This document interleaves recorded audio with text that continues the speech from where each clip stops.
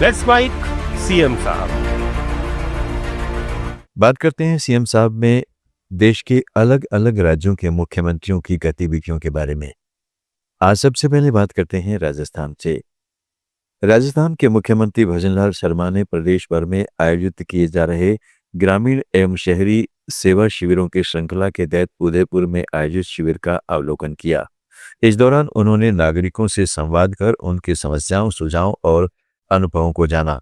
मुख्यमंत्री ने कहा कि नागरिकों की हर समस्या का त्वरित, समयबद्ध और प्रभावी समाधान सरकार की प्राथमिकता है। मध्य प्रदेश के मुख्यमंत्री डॉक्टर मोहन यादव ने कॉमन सिविल कोड को लेकर कहा कि उनकी सरकार कई महत्वपूर्ण विषयों पर काम कर रही है और राज्य कॉमन सिविल कोड की दिशा में आगे बढ़ रहा है और हमारी सरकार के द्वारा हम कई विषयों को लेकर आएंगे। सौभाग्य से हम कॉमन सिविल कोड की तरफ बढ़ रहे हैं। महाकाल चाहेंगे तो इसी सत्र में पारित होगा। हमारी सरकार के द्वारा कई समसामयिक विषयों को लेकर के हम आएंगे। उसमें से एक सौभाग्य से कॉमन सिविल कोड की तरफ भी हम बढ़ रहे हैं। महाकाल चाहेंगे तो इसी सत्र में पारित होगा। कांग्रेस नेता राहुल गांधी के कोटा दौरे के दौरान राजस्थान के पूर्व मुख्यमंत्री अशोक गहलोत ने पेपर लीक मामले को लेकर केंद्र और भाजपा पर निशाना साधते हुए कहा कि विपक्ष को दबाने के लिए इस तरह की साजिश पहले कभी नहीं देखी गई और हमने ऐसा माहौल कभी नहीं देखा कि विपक्ष को दबाने के लिए इस प्रकार की साजिश की जाए। 90 परीक्षाओं के पेपर लीक हुए हैं, ये बड़ा मुद्दा है।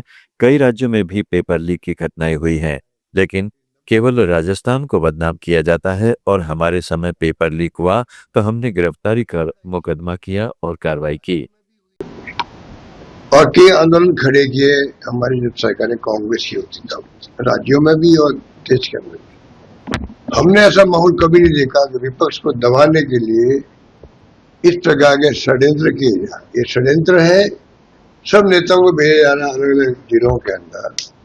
और राहुल गांधी जी का जो फैसला है कि भाई हम नीट को लेके या एसएससी को लेके जो भी अलग अलग परीक्षाएं, फिर 90 परीक्षाएं आज तक हुई है, जिस प्रकार से पेपर आउट हुए हैं, एक बड़ा इश्यू है।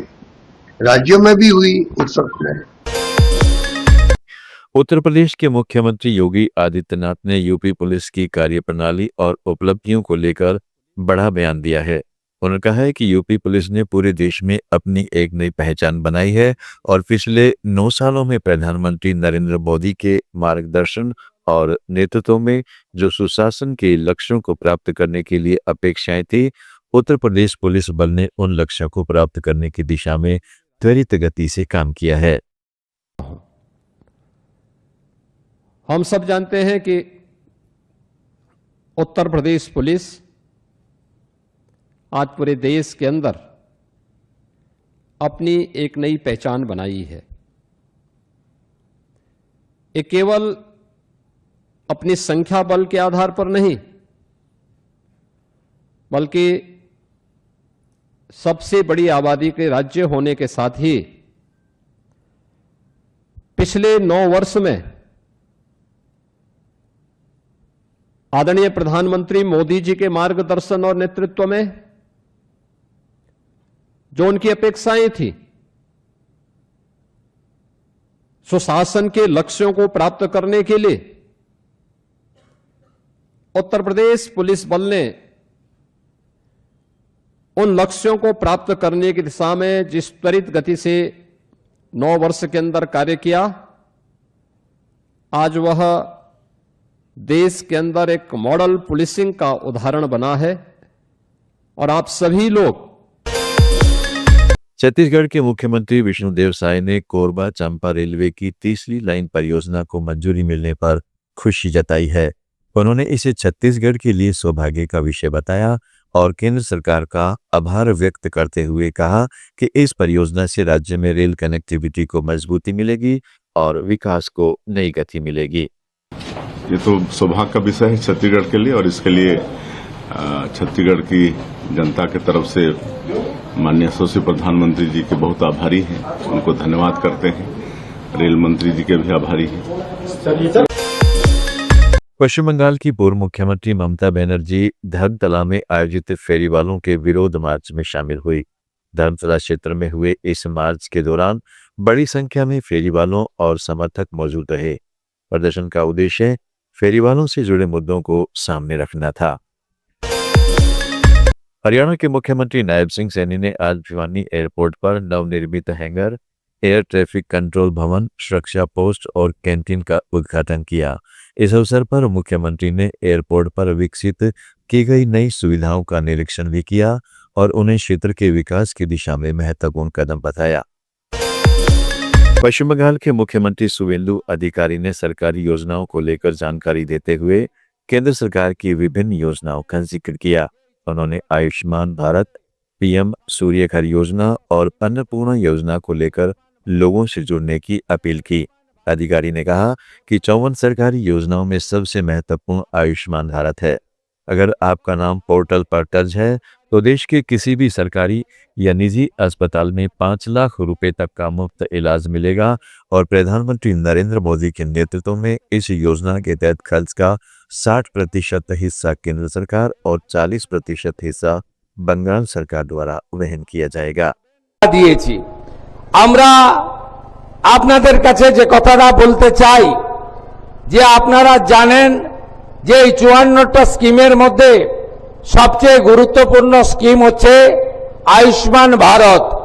যে আয়ুষ্মান ভারতে পোর্টালে নাম নথিভুক্ত করলে আপনি ভারতবর্ষের যে কোনো জায়গায় সরকারি এবং বেসরকারি হসপিটালে 5 লক্ষ টাকা পর্যন্ত চিকিৎসা ফ্রি পাবেন।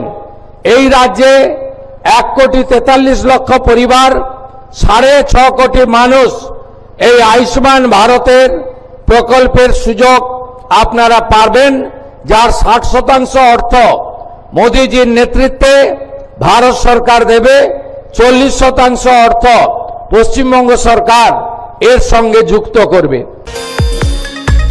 हिमाचल प्रदेश के मुख्यमंत्री सुखविंदर सिंह सुक्खू ने वीर शिरोमणि महाराणा प्रताप की जयंती के अवसर पर उन्हें श्रद्धांजलि अर्पित की।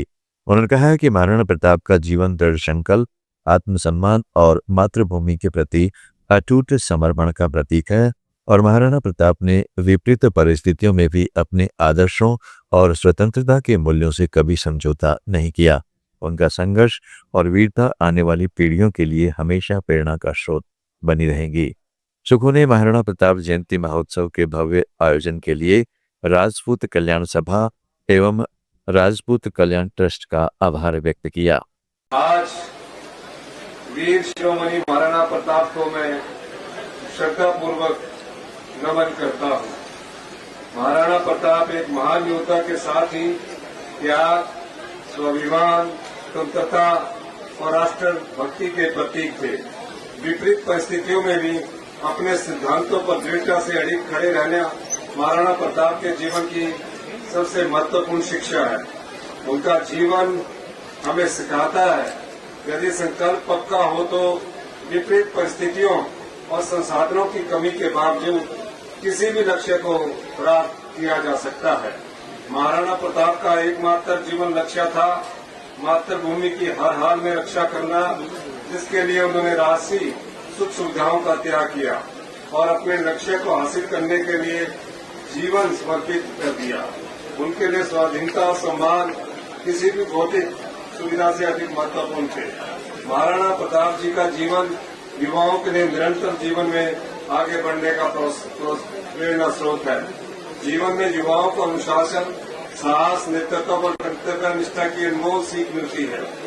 भारतवर्ष के इतिहास में हल्दी घाटी का युद्ध केवल सैन्य संघर्ष नहीं बल्कि अपने देश, आत्मसम्मान और स्वतंत्रता की रक्षा के लिए प्राणों की परवाह किए बिना सर्वस्व निछावर करने का प्रतीक है। मैं महाराणा प्रताप की इस जयंती पर राजपूत महासभा ने जो यहाँ आयोजन किया है उनको बहुत बहुत शुभकामनाएं देता हूँ। सीएम साहब में दोस्तों आज इतना ही। जुड़े रहें लेट्स माइक के साथ। आप सुन रहे थे let's mic more than radio. Follow कीजिए हमें हमारे सोशल मीडिया प्लेटफॉर्म्स पर।